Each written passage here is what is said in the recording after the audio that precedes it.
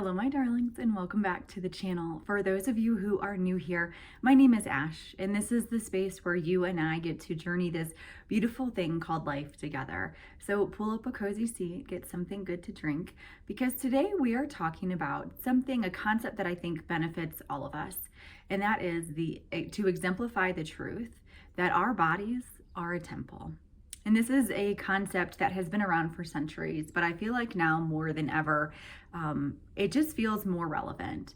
And we're not just going to dive into the physical aspect of our bodies, but instead incorporating and understanding a little bit more deeply how our mind, our spirit, our emotions, and our relationships all contribute to how we treat ourselves and how the outside world affects that connection. So let's break down this idea and explore practical, unique tips on how we can love ourselves in mind, body, and spirit. When we connect to the idea that our bodies are sacred, we naturally begin to approach ourselves and our lives with more compassion and care. When you think of a temple, you probably think of a space that's really sacred, that's revered and protected and deeply cared for. We keep temples clean. We treat them with respect and with this idea of awe, in this sense of awe, really, not an idea, but this sense of awe. So why don't we treat our bodies with the same kind of reverence, the same type of awe, the same appreciation, and give it the care that it deserves? Your body is the home to your soul, and how you treat your body is pretty much a direct reflection of how you view and take care of yourself.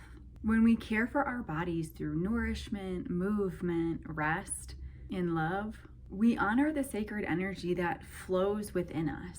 This is about seeing ourselves as worthy of the same love and respect and dignity that we would give someone that we respect, and we should respect ourselves. It's a reminder that we are deserving of all things good, and by treating our bodies well, we strengthen that connection to the divine.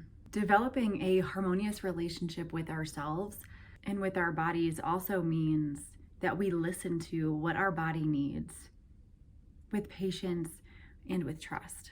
Instead of forcing or punishing ourselves to meet external expectations, we can approach self-care as an act of devotion, one that is rooted in intuition, balance, and joy. The more that we align with our body's natural rhythms, the more we create a sense of wholeness for our mind, our body, and our spirit to work together in harmony.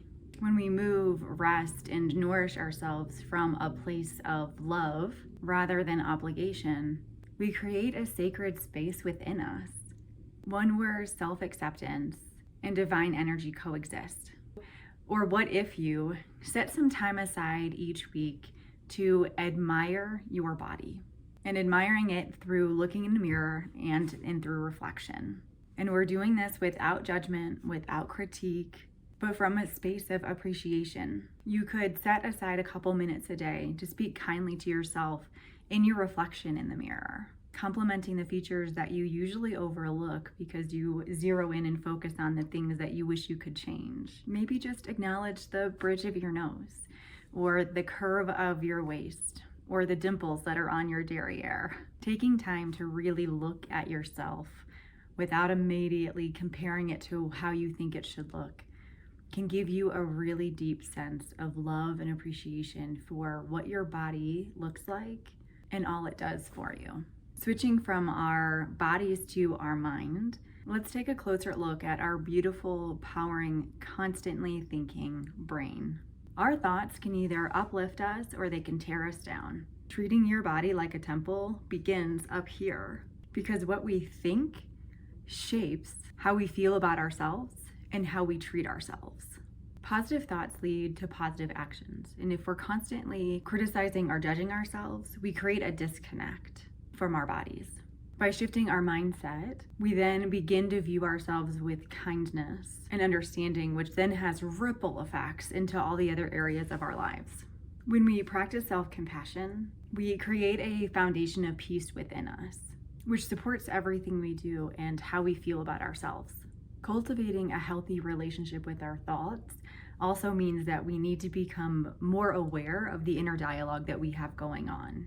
Instead of resisting negative thoughts or trying to silence them, we can instead acknowledge them with curiosity and then redirect them with a gentle guidance. Just like tending to a garden for all of my gardeners out there, our minds thrive when we nurture positive beliefs, challenge self-limiting concepts, and create space for stillness and reflection. The more we treat our thoughts like visitors instead of absolute truths, the more freedom we gain to choose perspectives and narratives that align with self-love and empowerment. Just like the body responds to what we eat, our minds respond to what we expose it to, whether it's the news, social media, conversations, or different forms of entertainment. Being intentional about what we consume can greatly impact our mental well-being. This means curating your environment to include uplifting content, engaging conversations, and setting boundaries around negativity. I know for me, this means in my TV watching life, I don't watch anything that's scary or anything that's too violent, because it doesn't make me feel good and it doesn't enhance my life in any way that a different kind of movie or a different kind of song can normally do. When you're engaging with different kinds of entertainment or conversations or people or things like that, you can ask the question, is this nourishing my mind or am I feeling drained by it? By choosing what you take in with care, you cultivate a mental space that provides opportunity and supports clarity, inspiration, and inner peace. Let's take a step back now and talk a little bit more about the physical body again. Your body is the vessel that carries you through life. It needs and it deserves your time, your attention, and your care. We often take our bodies for granted, but in reality, we rely on them every single second of the day. And our bodies are constantly communicating with us, offering subtle signs of what it is that it needs. Sometimes this comes in the form of persistent tension, signaling the need for emotional release, either through journaling, talking to a loved one, or allowing ourselves just to cry. Other times, fatigue, even when we're getting enough sleep, could indicate that we need more joy, something that sparks creativity, excitement, laughter, anything to energize our spirit a little bit more. Even feelings of restlessness can be an invitation to change our environment, or to take a different route, or embrace a new situation that shifts our perspective. When we learn to honor these messages as opposed to ignoring them, we build a relationship with trust in our bodies, one that allows us to move through life with a greater sense of ease, balance, and vitality. It's a beautiful cycle of giving and receiving that strengthens the temple that we live in. Creating a sacred self-care kit could be another way that we enhance this relationship and this trust that we're building on our bodies. This kit is just a collection of items that helps you to re-energize, connect with, and relax in your body. For example, it could be blankets, essential oils, a journal, calming music that you like on a designated playlist, or a special stone or crystal that resonates with you. When you need to recharge, just take out this little kit that you have put together and connect with your physical temple. Now let's dive into one of my favorite aspects of us as humans, and that is our spirit. Your spirit is that deep connection that you have with something greater than yourself. For some, it's a higher power. For others, it's God. For others still, it's the energy of the universe or just a deep sense of purpose.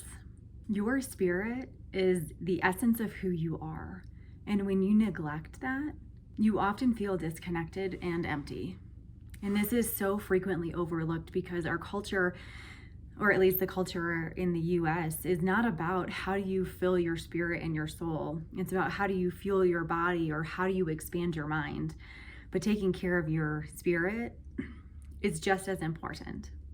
When we connect and take the time to really connect and to feed our souls, we are reminded of our true nature and our deeper purpose that guides us. This connection often allows us to quiet the noise from the outside world and listen to the wisdom that resides within us, bringing clarity to our decisions, peace to our hearts, and compassion to all of our interactions. Whether through rituals, mindfulness, or acts of compassion, deliberately nurturing our spiritual life is an invitation to expand our consciousness and embrace the universal love that binds us all together. In doing these things, we unlock a profound sense of inner peace, knowing that we are aligned with something greater than ourselves, and that every step we take is supported by the divine flow of life.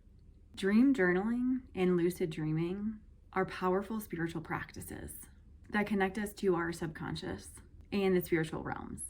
By recording our dreams when we wake up and we still remember them, we can uncover hidden messages or receive guidance from our higher selves or our spirit guides, from the angels, or any divine entities that we believe in. Lucid dreaming is when we're dreaming and we are aware that we're dreaming while we're dreaming.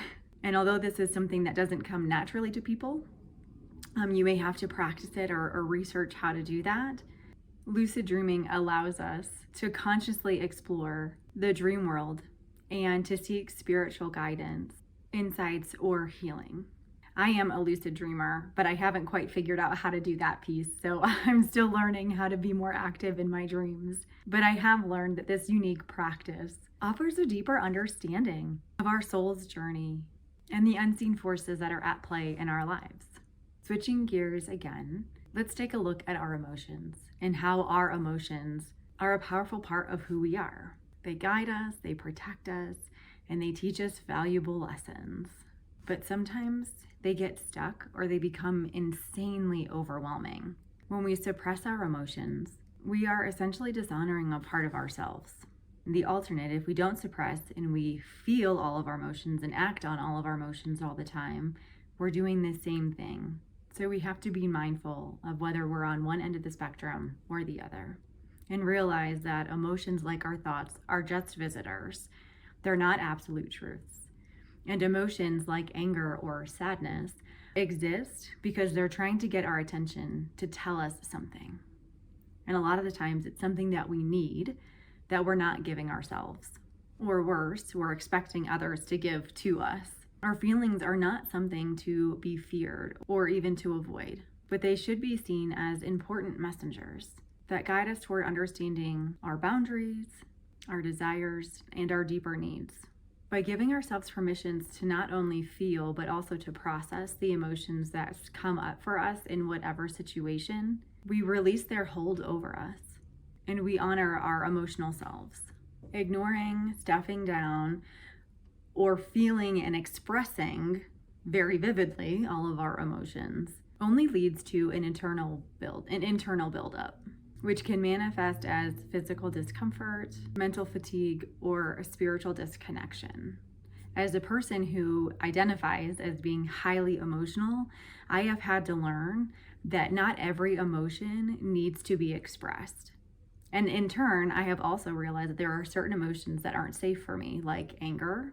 For me, feeling angry feels unsafe because of some of my past trauma. And so I would stuff down these emotions, but then I would cry anytime something happened that was uncomfortable for me.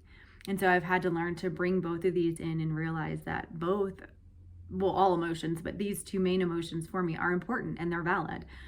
But I don't give way to one or the other. And when I allow myself to fully feel these emotions and give myself the proper space and time to process them, I create a space for healing and growth. And I'm not as easily activated in one way or another. Healing from emotional wounds is essential. The process of healing provides an opportunity to nurture our wholeness, which then creates balance and allows us to move forward with our lives and not remaining stuck in these polar expressions. I have learned on my emotional journey that sound is incredibly effective, and it has a powerful effect on our energy and can help clear blockages in both our minds and our physical bodies. For example, listening to certain frequencies or certain kinds of music can help calm anxiety or elevate your mood.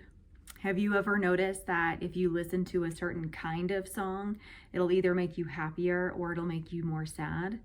I know for me, when I'm going through any type of heartache, I tend to gear and listen to songs that just naturally have slower melodies and are kind of sad. And so it keeps me in this loop of just sadness. So sometimes you have to be a little bit more, or take a little bit more of an account of what we're listening to or what we're encountering, like we talked about earlier. Doing things like singing or chanting as well can open up space for emotional releases. The vibration of sound can shift your energy, bringing a sense of peace or balance or whatever it is that you're needing. Keeping in mind that what you need and what you want sometimes are two very different things. Moving forward, our relationships and looking more closely at them has a profound impact on how we treat ourselves. Whether it's family, friends, coworkers, romantic partners, we often mirror the energy and care we receive from the people that we have in our lives, which is why we need to be intentional about setting boundaries and protecting ourselves from unhealthy, from disrespectful, or from harmful influences. Healthy relationships provide a foundation for love and respect, where we feel safe to be completely and totally ourselves. This doesn't mean that relationships aren't hard and that our closest relationships to us don't reflect things that maybe we could be working on or growing through. But really the foundation is whatever critique or response we get from others should always be with compassion and with love. It should never be anything that causes us to doubt or question who we know ourselves to be. These relationships should only encourage healthy change, because true connection thrives in an environment where we are seen, heard, and valued for who we truly are. By setting clear boundaries with those who drain us, we then create space for nurturing and empowering connections that align with our values and what we want our lives to look like.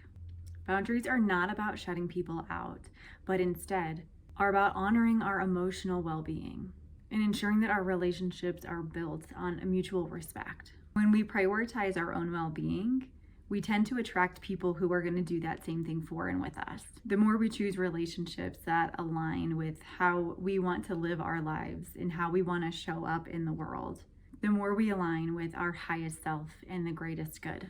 Something that I have done in the past, and I do every couple of years or so, I do what's called a relationship audit.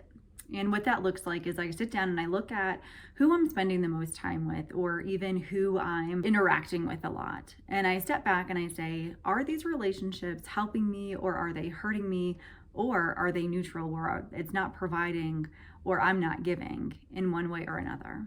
And then it'll decide if these relationships are ones that I want to keep. And if I want to keep them, am I doing it out of obligation, or am I doing it because it's something that really matters to me and gives me energy? And again, this isn't about shutting people out, and you don't have to be cruel, but for the relationships that you realize are taking so much from you and you're not really getting much of a benefit from that, then you can slowly kind of fade your way out. There is the option also to engage with that person and be honest and say, hey, before when we started this relationship, it made me feel really good, but there's something that has shifted over whatever the amount of time is. And I'm wondering if we can go back to how things used to be. And you could fix and build relationships that way as well. But it is important for you to sit down and do a real analysis of who you want in your life. Because the reality is, sometimes we outgrow relationships. Sometimes we're on a journey that takes us in a direction that other people aren't necessarily able to come with us. And this could look like hanging out with someone who gossips a lot, or maybe their lifestyle is very different from your own. And so when you're together, it doesn't feel good. It doesn't flow naturally. It feels like work. And although relationships are work, to some degree, there is a point where you have to decide if the juice is worth the squeeze. Treating your body like a temple is the way of honoring the wholeness of yourself in mind, body, in spirit, in emotion, and in your relationships. It's about loving yourself deeply and protecting yourself from any type of undue harm. When you take the time to care for your temple, you align yourself with not only your highest good, but the highest good of everything and everyone around you. And then you radiate that good energy out into the world. Remember, you are worthy of love and respect and care. Your body is sacred. And when you honor it, you unlock a deeper connection to yourself and to everything around you. So take this time to start treating yourself like the divine being that you are. Thank you so much for stopping by my little corner of YouTube. And thank yourself for showing up here and giving yourself a little deeper love.